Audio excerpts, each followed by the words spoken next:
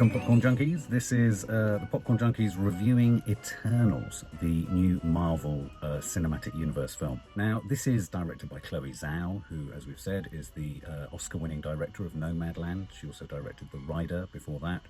Nomadland, huge fans of. So, you know, there's no doubt as to Chloé Zhao's capacity to tell a story or make really contemplative and meaningful films.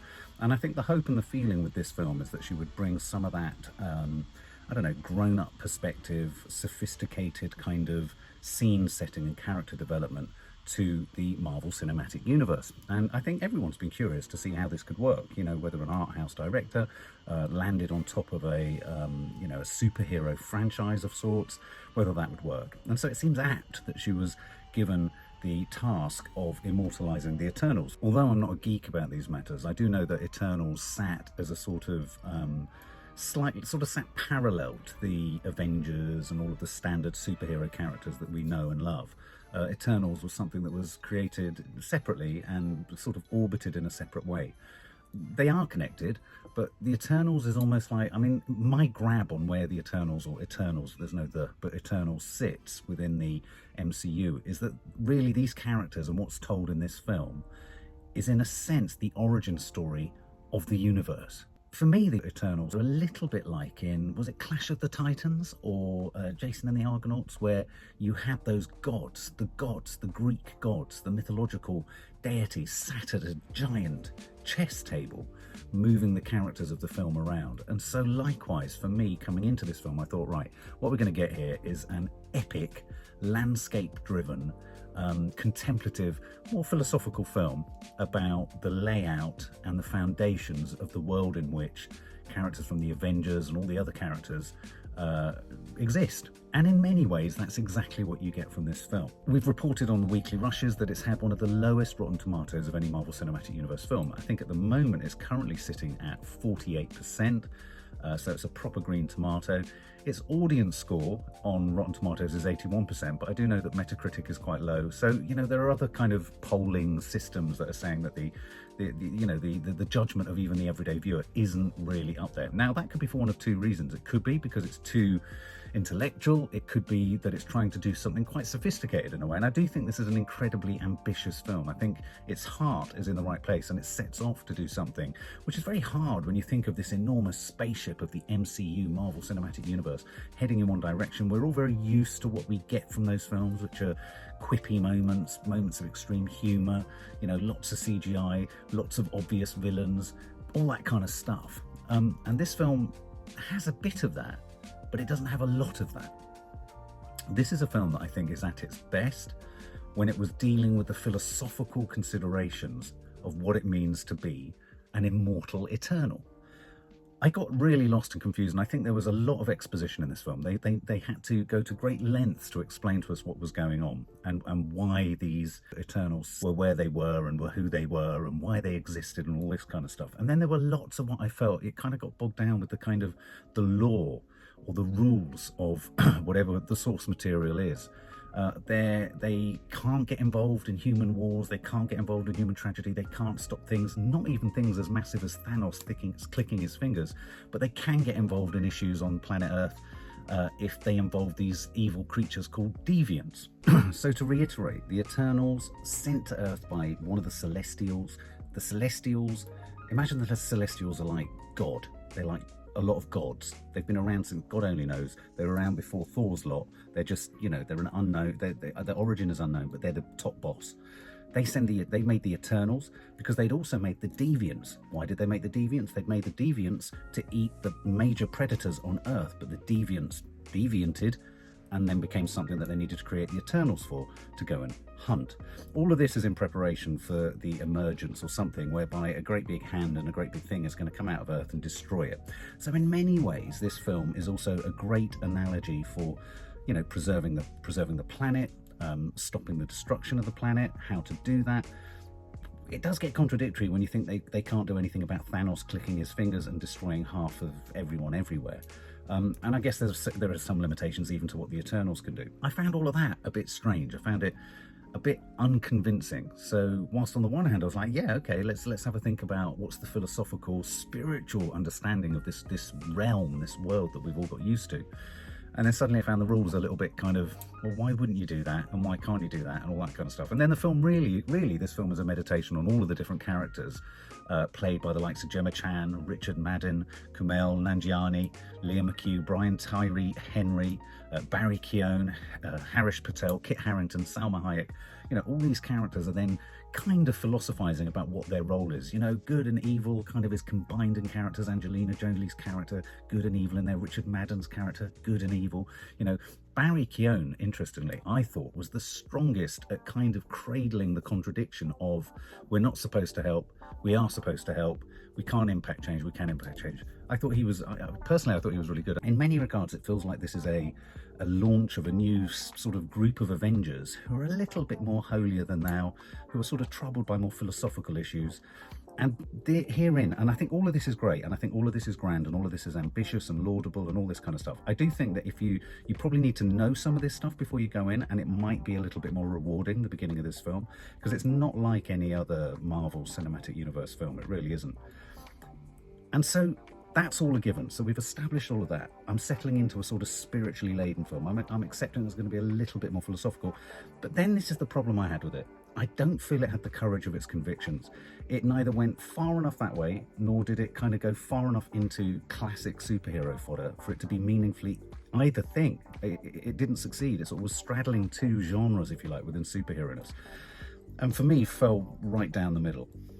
You know, there were these deviants, these creatures that were revealed very quickly. I thought the CGI throughout was poor.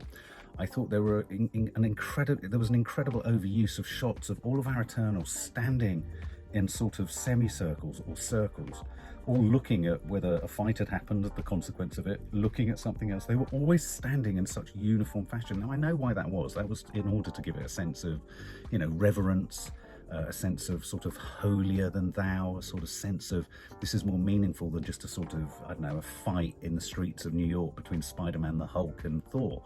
You know, this was about bigger things. And as I say, I thought Barry Keoghan kind of carried that sort of that trauma. Kit Harington, interestingly, plays the partner of the Gemma Chan character. I forget what she is. Is she Cersei? She's one of the Eternals. And there was some nice riffing there in Camden Town. It was nice to see Camden Town. It was nice to... Kit Harington, I thought, was very good. I thought he delivered the comic lines that he had really well. But here's the thing. I had a real problem with the cast. Now, in terms of who I liked and who I didn't like, and when I didn't like people, I really didn't like people. But for me, the strongest performers in this, the strongest characters in this were Barry Keoghan's, Kumail Nanjiani, sorry if I pronounced his name incorrectly, Tyree Henry, I thought he was great, and Kit Harington, I thought was great. Angelina Jolie says about one word throughout the whole film. Salma Hayek had a difficult job. She had to be sort of stolid and certain and strong, but likewise, she didn't really have much to do. She was sort of symbolic. And man, this is my problem with the film. Gemma Chan, she did nothing for me. She brought nothing to the table. There was no charm, there was no depth, there was no warmth. I just didn't believe her. But equally, Richard Madden, I found him, you know, very samey and very unemotional and very wooden. And so, given that they're the key characters, Richard Madden and Gemma Chan, it was like watching two really boring people bore off with each other. You get your first sex scene in a Marvel film, which is them both making out on a rock. There are lots and lots of scenes, as I've said before, of exposition where they're trying to explain the rules and the appendices and the caveats that mean that they can't rescue this or solve this or do that. And I didn't care about that. I just didn't care about it. It bogged it down. I didn't even get a particularly strong sense of scenery. I mean, obviously it was shot in sort of nice-ish places, but there was a lot of green screen used. I didn't really feel that the villain in the piece or the deviants were particularly threatening or particularly unsettling.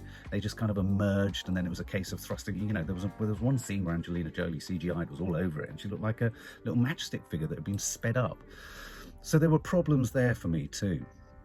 But I had profound problems with the script. I thought the script was achingly boring, and I think it really didn't know how to inject humour at the points that it needed to inject humour. And I'm not suggesting for a minute it had to be humorous. I mean, look, you know, something like Joker, or what it feels like the incoming The Batman's going to do is, and Snyder's The Justice League, you can have these characters that are godlike, but you can still have a sort of, I don't know, a sort of tight script that gives you little just flourishes of relevant humour, as everything in this felt like everything felt fragile, and everything was being held and cradled and steered and looked after. And so consequently, there was nothing raw, ragged or real to any of it. And you could say, well, Mark, how do you get real in any kind of superhero thing? But this wasn't really a superhero thing. And I think this is where, in many regards, I don't think Chloé Zhao could have been let loose enough. I think she needed to have been let loose further. I mean, you don't make a film like Nomadland and then make a film like this, if I'm honest. You know, I know some people are going to say that they feel this is everything that I said it set out to be at the beginning, and it did set out to be that. And I kind of went into the cinema hoping it would realise it was Jack Kirby, wasn't it, who created the Eternals as a sort of sidebar to the classic superheroes. This is meant to be something more sophisticated, but here's my point, and here's my worry. Just because something is slow, ponderous, big on explanation, low on drama and low on humour doesn't automatically qualify it as a more meaningful superhero film. It can actually signify it's quite a badly structured and poorly executed and quite boring enterprise, when actually the job you've got is to kind of get bums on seats and maybe being being thought-provoking, absolutely. And as I say, I think it nibbled at the edges of those ideas of what is our purpose? Are we here to save? What are we here to save? Problems for all superheroes. And I thought it took us to that place, and then I felt it fell completely short. This is a spoiler review. The best bit in the film for me was the mid-credit sequence. Spoiler, spoiler, spoiler, so don't listen in. Where bizarrely, Eternals, this character wanders down a corridor at the end. There's Pip the Troll. Is it Pip the Troll? I thought he was a leprechaun at first. And then there's Harry Styles. Harry Styles playing Star Fox. And my theory is that he's clearly, because he seemed quite sort of camp, he had that sort of informality about him that Star-Lord had. And given that we're hearing that Harry Styles has signed a 5-movie deal with Marvel, I think he's definitely going to feature in the Guardians of the Galaxy. Everything about this film was too reverential when there was not enough to be reverential about. Too much of this film was too precious and had a self-importance where that self-importance hadn't been established and that sense of preciousness wasn't justified. And so for me, I think the reason it's getting a sort of ambivalent response from both viewers and from the critics is it was neither one thing nor the other. It was neither a philosophical treatise on superhero-ness, and neither was it a superhero film. And so you end up thinking, well, what's the point of this? Because none of us are eternal. We don't have these day-to-day problems in our jobs as to whether we should rescue the world or not rescue the world and whether that's our purpose. But then I didn't really care about these guys having this job or this dilemma or this problem either. I do think a fundamental problem, and I'm going to say this much in the same way that I've felt with other films, I think the casting was a real problem here. Brian Tyree Henry was great. This film has to be lauded and applauded for the fact that it has the first gay relationship in it, totally just ordinarily there, not flagged up, not highlighted, not homed in on, just an ordinary part of the whole sort of framework. I thought that was great. I thought Kumail Nanjiani brought some great humour to it. I thought Harish Patel, the guy who was videographying everything, I thought he was funny too. As I say, Kit Harington brought a much needed sort of lightheartedness to the present day stuff, or the stuff that's in our world, you know, Camden and Primrose Hill. But all in all, for me, this film really collapsed beneath the size of its self-importance. It felt it was something it wasn't. And as that hand started to come out of earth, it felt like it was going to just crush the entire film.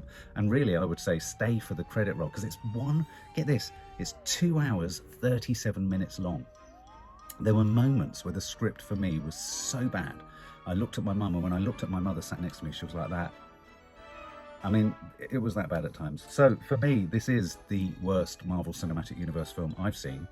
And I'm going to have to give it a paltry for the fact that Barry Keoghan took us to the right place, for the fact that Kit Harington, bless him, was bringing it down into reality. I didn't care about the lead characters or lead actors at all. It was ponderous, it was slow. I'm going to give it 20 out of 100. And that breaks my heart, because I was hoping this would be an incredibly thought-provoking meditation on what it means to have superhero sort of qualities. For more film and family fun, don't forget to click the subscribe button and make sure to click the bell to never miss an update.